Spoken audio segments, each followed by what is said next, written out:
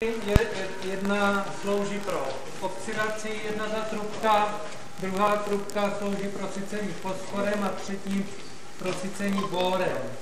Samozřejmě, že to musí být všechno zvlášť, to znamená i pro sycení fosforem máme zvlášť splotám, zvlášť lodičky, zvlášť pinzety, zvlášť nakládací trubku a pro sycení bórem to samé. To znamená, všechno máme ve trojím provedení, aby se nám to nekontaminovalo.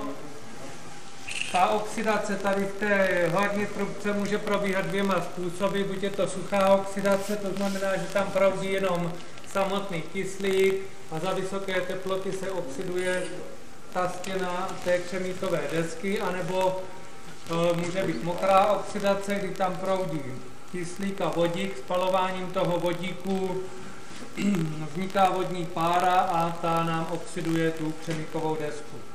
Ta mokrá oxidace je rychlejší, jo? To znamená, my budeme provádět tu oxidaci mokrou.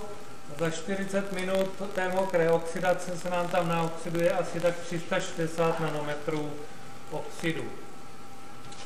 Ten průběh celé té oxidace má takový nějaký průběh. Teď je v té peci 850 stupňů, pak bude, tam se ty desky založí, pak bude náběh teploty 40 minut, bude probíhat náběh na 1050 stupňů. V té peci je teďka dusík, tak se pak musí zavzdušnit, kdy 5 minut bude prováděný jako oxidace proudění kyslíku a pak bude 40 minut ta samotná oxidace, kdy tam proudí jak kyslík, tak vodík. Ten vodík sám chytne, jo, od sebe, na 680 stupňů ten vodík chytá sám, tam není žádný zapalovač. A pak následuje seběh teploty na 850 stupňů. Čili to je celý ten průběh, pokud ho chcete, tak si ho tady vyfoťte, nebo tady máte, jo.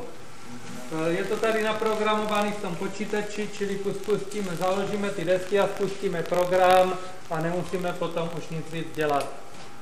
Jenom ten průběh, ale i tu obrazovku si vyfoťte. Tak, já vám teďka ukážu, jak se to zakládá. S tou minulou skupinou jsme to nezakládali, ti to neviděli, ti jsem to ukazoval jenom takhle na sucho. Takže teď uvidíte, jak se tam ty desky zakládají. A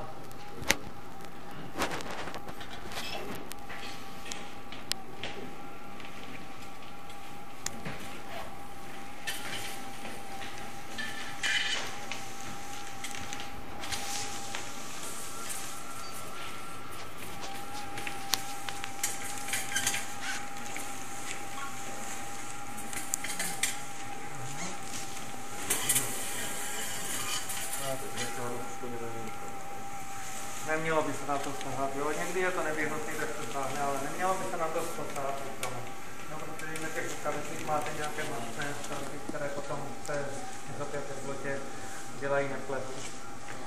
Jo, teď se musí dát pozor, ten samotný špunt má samozřejmě taky 850 stupňů.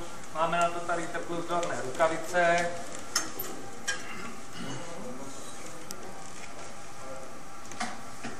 Tak, tam vidíte vlastně vnitřek té trubky. Ta pec má vlastně 3 zóny, tam jsou nějaké 3 zóny, každá zóna je asi půl metru. My to dáváme do té prostřední zóny, protože ta je teplotně nejstabilnější. Teoreticky by těch lodiček tam mohlo být víc, třeba 4 nebo 5, jo, jako by se tam mohlo oxidovat i víc těch desek najednou.